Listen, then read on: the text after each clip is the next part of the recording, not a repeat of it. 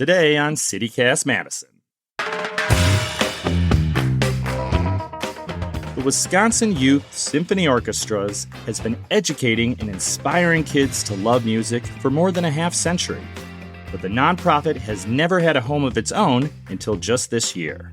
The WYSO Center of Music is now up and running on East Washington Avenue, and the building itself is quite the showstopper. Today, CityCast Madison host Bianca Martin gets the goods on WYSO's new home from the orchestra's communication director, Susan Gardells. It's Tuesday, April 9th. I'm Dylan Brogan, and here's what Madison's talking about.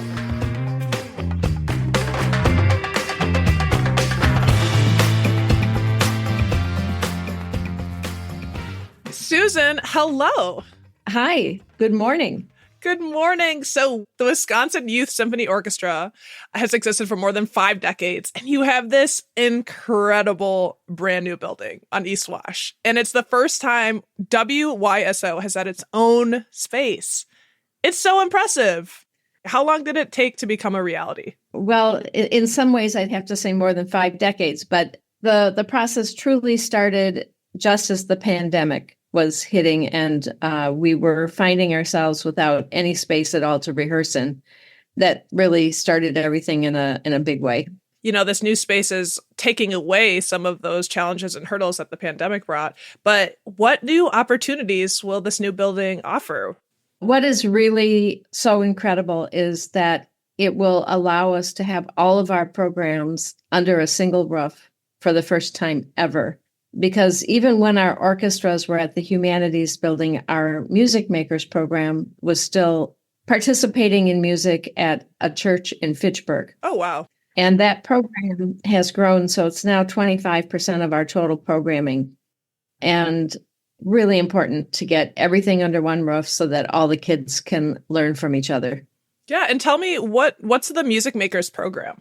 It's a really exciting program for us because it joined together with WYSO in 2016. So it doesn't have that long history of tradition that came with all of the orchestras.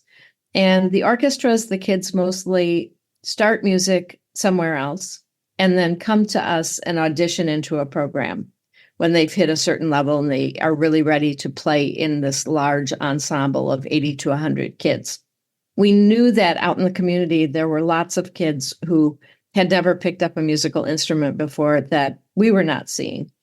And that's what this Music Makers program allows, is for kids who've never studied music can start with our private lessons and small ensemble workshops and then progress from there. Is there any space with that for kids, who don't have maybe as many resources? Yes, definitely. These kids, 54% of the kids in the program qualify for free or reduced lunch. That's incredible, 54%. Well, so I feel like we need to talk more about this new building because it's like when I'm driving by it and it's incredible. There's a lot of new high-rises and construction on East Wash, right? But the WYSO building really stands out. Can you talk about the architectural vision? The architect, his vision was that the facade of the building was a cello on its side. So the big curves mimic a musical instrument. And even when you enter the building, as you enter into the lobby, there's this swooping wood curve that directs you, from the front desk toward the blue metal staircase. And it's as if you're entering inside the instrument itself. So, oh my God, that's so cool. Yeah, many of the ideas inside and out just had to do with music and musical instruments. That struck me when I was looking at it. I was like, is that a sine wave? Is this a music wave? Yeah, we do have a sound wave. A lot of the panels that are in our 3 big rehearsal halls. So we have 3 big rehearsal halls, each big enough to hold a 100-student orchestra. And they're just fantastic in terms of the acoustics. The acoustic panels on the wall are actually set in this sort of jagged pattern to mimic sound waves. I adore that. Yeah. Can you share more about the inside? Because that's the one part I haven't perused. Yeah, it's really cool. There is not a performance hall per se in the building. It was all designed for practice and rehearsals and ensemble learning. The biggest rehearsal hall is 39 feet tall and is big enough to seat a 100-person orchestra, but it also could seat about 250 in chairs.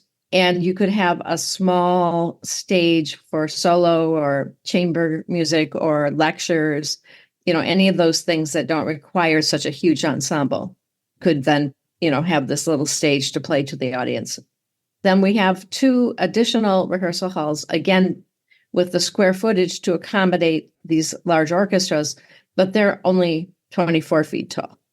Well, those are pretty good sized spaces. You talked a little bit about the Music Makers program. Can you talk about what kind of programming you offer? Our programming consists of programs for kids who are more advanced in their musical training, and that includes kids who are playing in 5 orchestras. So we have 2 string orchestras and 3 full orchestras that are part of our programs. And then as part of that study, we have ensembles in winds and brass, in harp. Our percussion ensemble is absolutely magnificent. And they have a concert coming up, I'll just say that, on April 20th. So okay. There usually is a theme, but it's always something like hope or love, justice. Exactly. We'll take it. But it's a really amazing. The kids work so hard and they are so good. And to hear an entire ensemble of marimba players really going at it, it's unbelievable. Yeah, I mean, so 5 orchestras, that's pretty significant. I've got noted down here, youth orchestra, philharmonic orchestra, concert, sinfonietta. Sinfonietta, yep. Sinfonietta. Thank you for the grace on that one. And Opus 1 orchestra. So I just kind of want to hear more about the age ranges. Is there a typical student that comes to you? Who's coming to be a part of this program? There is no typical student. They're coming from everywhere. The string players in Madison often start younger than the winds and brass, whose first musical experiences tend to be in their schools. So sometimes the string players start as early as 3 or 4 or 5 with Suzuki strings, or even with our Music Makers program. Wow, little babes. Yeah, they are. And so Opus 1 and Sinfonietta are string orchestras because they cater to these first kids who are coming through. They've already been studying for 5 years by the time they're 8, and they're ready for ensemble playing. They're widely different in ages because not all kids do start that young. So you might have someone who's picked up an instrument in the public schools in 4th grade or 5th grade, but they love it. They're passionate. They're advancing quickly. Their teacher says, you've got to check out WYSO. So we'll have kids really with a huge age range once you get into these string orchestras. And then as they advance through the string orchestras, they're sort of joining up with their colleagues on the winds and brass for the first full orchestra, which is the concert orchestra. And that's where the kids suddenly hear what it sounds like to be in, what we would think of as a traditional orchestra, with all of the winds and brass and tuba players and percussion and then the strings that have been flowing together for a while.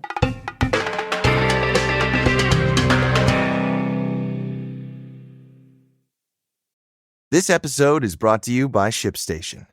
If you run an e-commerce business, you know how much work it takes to produce something great while dealing with complicated shipping issues. That's why over 130,000 companies have turned to ShipStation, an innovative tool that allows you to focus less on shipping and more on building your brand.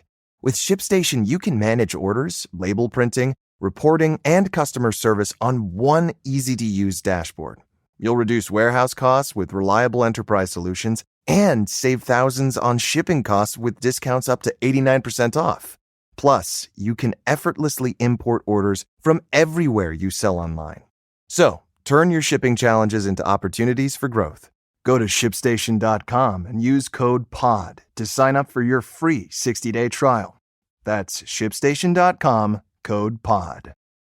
You know, I heard from a parent recently about the young talent that we have here in Madison and how it's like, oh, I wish that they got more media and that people knew about these programs that are creating like the next greats out in the community. It sounds like over 5,000 young musicians from around southern Wisconsin have participated in your program over the past 50 years. Can you talk a little bit about the history of WYSO? WYSO's history began with a giant figure in instrumental music education named Marvin Rabin, who was recruited to come to Madison from Boston and Kentucky from the East Coast, where he had been really gaining a huge reputation in first statewide string programs and second in youth orchestras. And he was brought to UW-Madison to accomplish both of those things. So he had kind of a split position with extension and the UW Music School to start preparing the musicians of tomorrow, I guess I would say, in addition to all the other duties he had as a faculty. It's always on my mind thinking about classical music, and you hear like, it's dying, you know, you need the young people to stay in touch with it.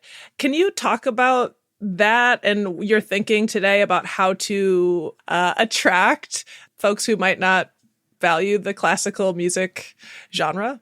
I think it's super important that kids get to see musicians who look like them, you know. So I guess that's one thing I'm really proud of is we have a lot of diversity in our program. Our music makers are incredibly diverse. Even if you look at our entire student population, it's maybe 40% white, almost 40% Asian, and then Latinx and Black. So really talented musicians of all demographics are here. And when you see these kids play, it's so inspiring because then no matter what you look like, you know, oh, I can do that. And interestingly, there are kids for whom classical music just speaks to them from the very beginning. It's not a tough sell. And they'll say, you know, my friends always say, well, you know, don't you just love hip hop and don't you just love this and, you know, rap? And they say, well, I like classical. You know? So sometimes it's just being exposed. The classical works are just so powerful and so emotional, and kids just get caught up in it. And I've seen gorgeous crossovers of classical covering rap and hip hop and that sort of thing. Do you guys ever do that sort of mix genres? You know, we don't, but it's not something that we wouldn't do. I think that what we're seeing is such a flowering of opportunities and possibilities that we have kids who are composing works that are very modern and very cross-genre kinds of pieces. Wow. That often include dance of various types. Our biggest rehearsal hall has a sprung wood floor. So there's all kinds of options. Oh my gosh. Yes. Bringing the energy. Yeah. Do you think that music education is properly valued in our area? I came from a different area. I grew up in Michigan, and I've lived in many states from Hawaii to Alaska to the Midwest. I just have to say that the tradition of music in the schools in Wisconsin has just always struck me as unbelievable. So no matter what people inside the state might think, you know, when you have an audience that's been asked by a performer to sing back, the sound is amazing. That's not an accident. Everyone grows up singing, and in choral programs, and instrumental music is also very strong. You know, it took a little hit during the pandemic, but kids are coming back. It's amazing in Wisconsin. And so for folks who aren't thinking about this all the time, why is access to music education for kids important? Why prioritize that? This is one of my favorite things to talk about. We always knew that there was some correlation between music education and kids performing well in schools. And it was always sort of a soft correlation. And the data now is starting to come through loud and clear. They've started taking brain scans of kids before they learn music and after they've had 2 years of instrumental music training. And the neuroplasticity of the brain changes. It's like the little pathways to communications and mathematics turn into superhighways after 2 years. 1 year is not enough. They looked at it and said, oh, nothing changed. So this is stupid. And then they looked at it the next year and it was as if the brains had completely changed. Wow. So if we have the ability to do that, if we have the ability to get a musical instrument into the hands of every kid, no matter where they come from, no matter what they look like, no matter what their income level is, and they can change their brains with 2 years of study and suddenly have higher test scores and higher graduation rates and the ability to really mold their lives the way they want. Why wouldn't we do it? It's an excellent question. And I've always been fascinated, and I'm sure many other folks too, with the connection with math and music. Because I think both frequently get characterized as separate, and they're so intertwined. Yeah, it is interesting. And the number of great communicators. And our alumni have gone out into the world, and we do have many professional musicians playing all over the world. But we also have scientists and doctors and lawyers. And once you've been affected by music, your brain has changed. Once you've been exposed to the idea of practice and getting better, that resilience that you may fail and you pick it back up and you do this again. Those are all really important things, and kids go far. Well, certainly, I'm really excited about the possibility of checking out one of the shows that you guys are working on, because I love being inspired. Who doesn't love being inspired? We have so many good shows coming up this spring. We have the Percussion Extravaganza, so that's April 20th at the Middleton Performing Arts Center.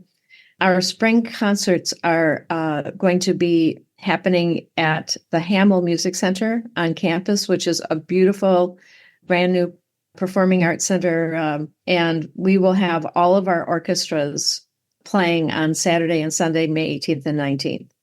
On May 18th, we have our youngest full orchestra will be premiering a brand new piece of music by Kevin Day, who's a Black composer who does absolutely inspiring work. And so that will be earlier in the afternoon. Then we'll have a reception. And then in the evening, Philharmonia, which is our second from the top orchestra, is doing a side-by-side performance with the Wisconsin Chamber Orchestra. And there will be a soloist involved. And it's a young player who won our Philharmonia concerto competition. So she gets to solo with the orchestra. So that's very exciting. The next day, our top orchestra, the youth orchestra, will be performing. They're doing Mahler 1, which is incredibly outrageous because it's such a tough, exciting piece of music. And then the winner of the youth orchestra concerto competition will be soloing with another piece of work. And that soloist is Jane Story, who was part of the Final Forte with the MSO at Overture just like last week. What incredible experiences for them. It'll be exciting for the audiences too. Yes. And I have to ask, is there going to be an opportunity coming up for folks, us regular folks, the general public, to check out the new building? Well, we will have a ribbon cutting on April 16th. If there are groups that would like tours, we're offering tours. But as of the 16th, we'll have put together a self-guided tour, which I think will be very helpful. Yeah, and just call us up. Susan, thank you so much for giving us, a snapshot of the work y'all are doing. It's so exciting. Well, thank you. Thank you for letting me talk a little bit today about something I'm really excited about. That was Susan Gardells, Director of Development and Communication at the Wisconsin Youth Symphony Orchestras.